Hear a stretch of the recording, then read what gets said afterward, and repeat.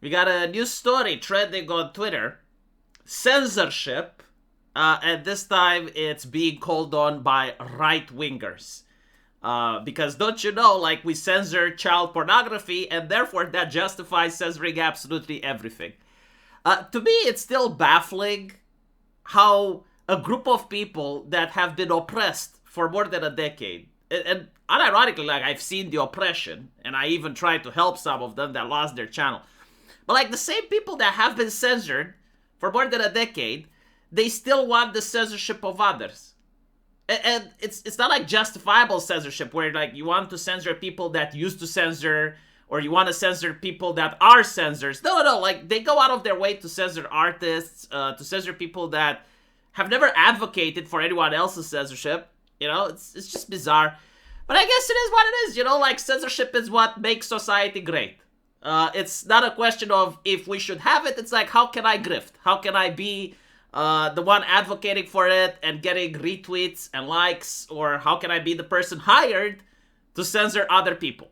Because that's extremely profitable. Again, if you don't know, the Australian safety commissioner makes around $500,000 a year, right? Like censorship is a very profitable industry, and this is why it's not going to go away. But anyway, right? Like there's this manga, cringe as hell though. Like nothing here tells me why I should buy it. But apparently it tells the story of a person that's facing daily trials of racismus, microaggressions, and other themes. It's a journey of resilience, hope, and the search for coexistence. And many people don't like it, right? Like you even have the banned porn guy here. Let me see if I can find him. He also... He's telling people to shut up. Everyone is sick and tired of this garbage. People are memeing on this, as you can see. You know, they're making AI photos in order to mock this comic. And the argument that I've seen from Christians is like, well, it's propaganda, right? And you think it doesn't affect you, but it actually does. And I think they do have a point. Like, I'm not going to lie. Propaganda actually does affect people, but not in the way they think. From my personal experience, and this should be the experience of everyone, woke propaganda affects people by making them despise the woke. Do you notice this, right? Like, when the woke infested all of the entertainment, and you would play a video game, and you'd have, like, non-binary fucking pronouns. You try to watch sport and you see the Bud Light commercial with a transgender individual say, go team whatever. You go to Target and it's rainbow everywhere, right? And it's in your face and you can't escape it. That didn't convince a lot of people to say, you know what? We need to become more woke. They have a point. No, it did literally the opposite. And what's more important is the fact that if they haven't done this, I think, like, the woke could have been in power for a lot more. Like, I know so many people that simply voted right-wing because they were sick and tired of seeing their childhood franchises being destroyed. Politics is about emotion, and nothing makes people more emotional than tearing up the stuff that they grew up with, pissing on their childhood, you know, destroying the stuff that made them happy when they were younger. And the woke were professional at doing this. And so they managed to make, and I'm not even kidding, like probably millions of people, like the gaming community is quite large, and a lot of gamers I know, like they don't care about politics at all, but they went and they voted right-wing specifically because of the woke.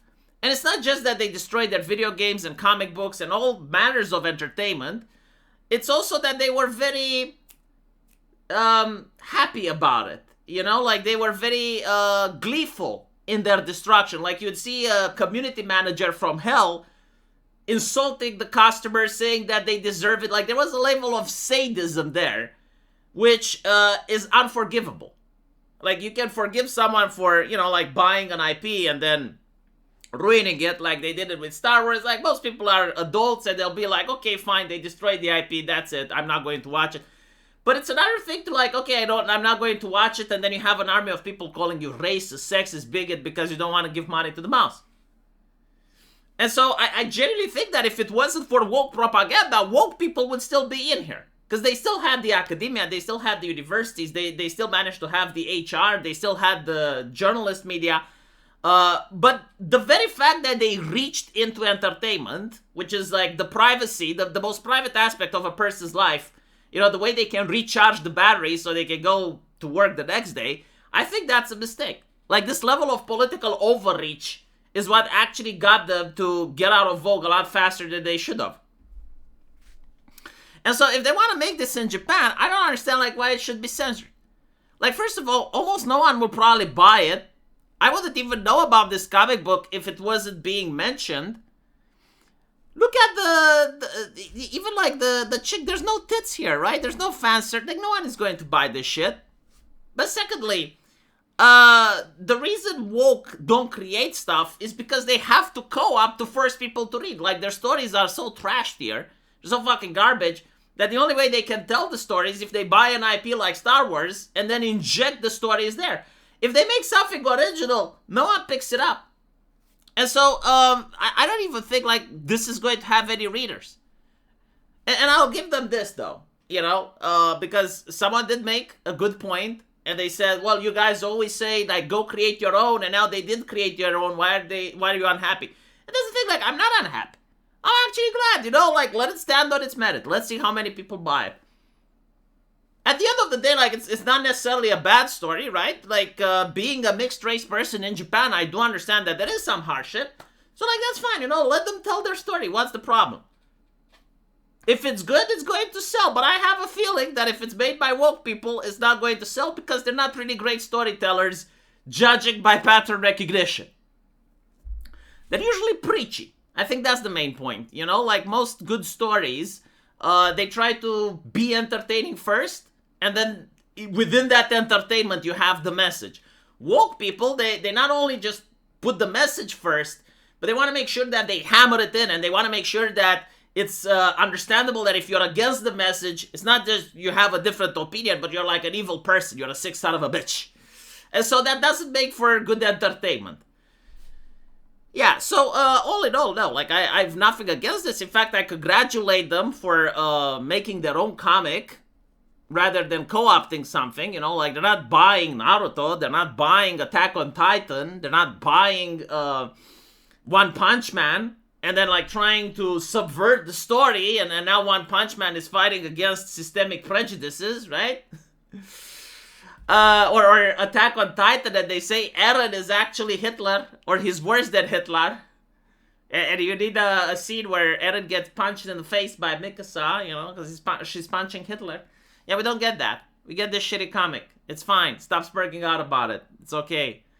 Also, it's in Japan. I see people in the West freaking out that this comic exists. And it's like, oh, this is the start of the falling of the manga industry. The manga industry is probably going to fall. Like, I'm pretty sure it's going to go woke at some point. But, like, if this is the way, where they're just making new comics, new mangas, and they try to make sure that they stand on their own, I got nothing against it. Like, more power to them. Be creative.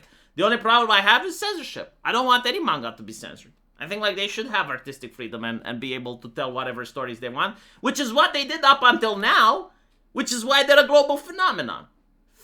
Anyway, right, let me know what you guys think, and as usual, I'll see you in the comment section. Take care.